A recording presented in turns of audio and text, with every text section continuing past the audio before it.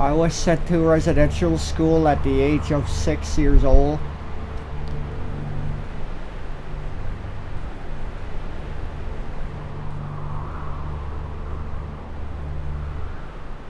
Out of my brothers, which is 4 other brothers and 2 sisters.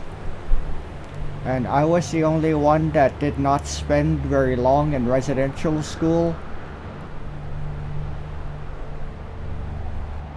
Under a year, I was adopted by another family named Eddie and Mariah Alexander from Tusi First Nations.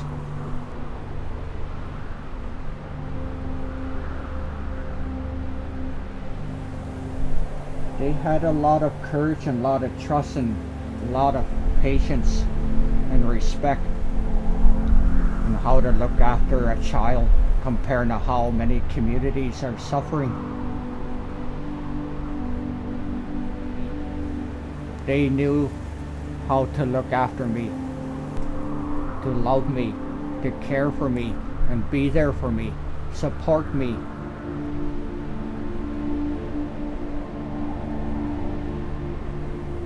They were unlike my parents, because my parents were alcoholics that would yell and holler.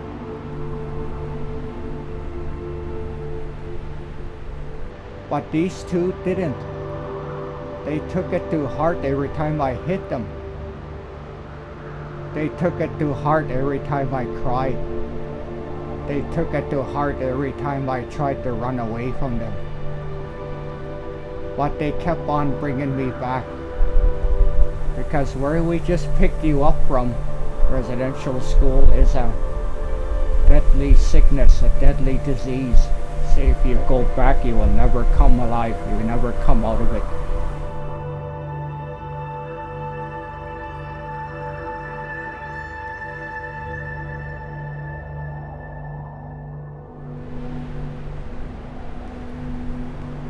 And this is theirs. No wonder I carry it today, and just to thank them, to ask for forgiveness about the way I treated them, but they left something there for me.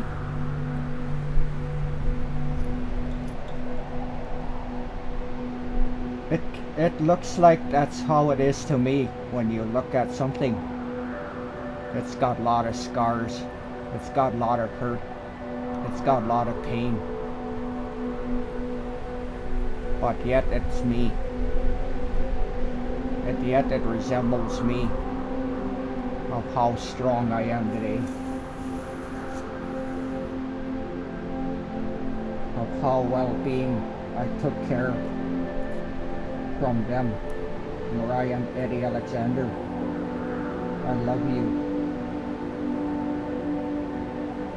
Thank you for all the good things you have taught me, all the good things you showed me, given to me, and valued while I was hurt.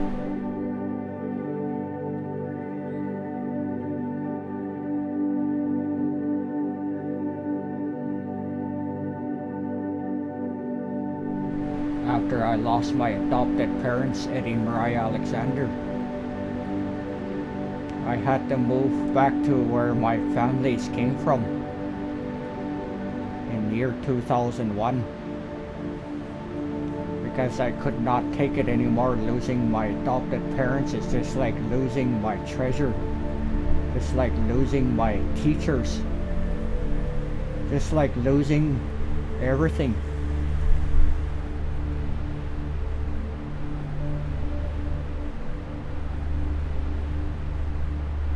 Probably a good week later, I had a grandmother, and she came over and visited me while I was over at my dad's, and she told me to come back with me.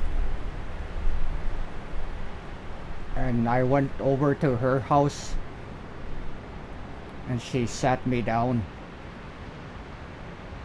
She told me things are gonna look different to you now that your other parents are gone. things are gonna change, but you can change yourself better with me. And I started crying as I looked up to her. I looked at her like if she was Mariah. And I said, help me, be with me, because I need you. And she held me, and she really soft-spoken in her heart. But I knew elders were like that.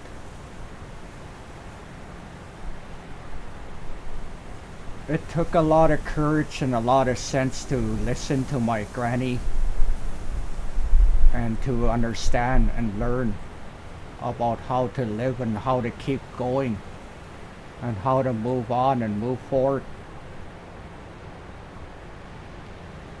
And now I see and hear and feel and sense that these people really knew who you are, because they can sense you too, about who you're gonna become one day, about who you're gonna believe in one day, and how you're gonna look one day,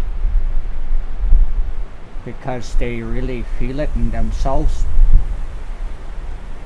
They can sense it easily. And no wonder nowadays I thank them every day as I sing my song.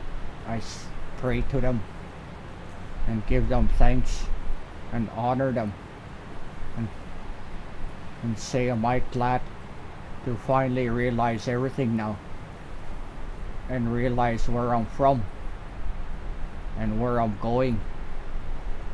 And I will never give up, and I will never quit